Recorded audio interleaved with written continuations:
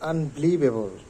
Bangladesh cricket team আজকে যা খেললো, বিশেষ করে রিশাদ হুসাইন, তার 14 বলে 39 রানের যে ইনিংসটা, একটা চোখ জোয়ানো ইনিংস, জাস্ট ওয়াও।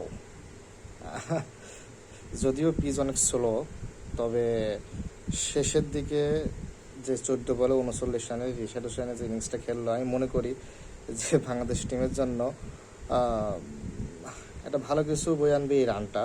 কারণ ওয়েস্ট ইন্ডিজ যদি সে খুব ভালো খেলে ফেলে, তাহলে দেখা যাবে যে যে এই যে 39 রান, আমি তো ভেবেছিলাম যে 185 থেকে 90-এর ভিতরে আটকে যাবে বাংলাদেশ, কিন্তু অপ্রত্যাশিতভাবে হোক আর খুব ভালো খেলার কারণে হোক রিশাদ হুসাইনের, তার একার প্রচেষ্টায় বলা চলে এটা, মানে এই ইনিংসটা শুধু।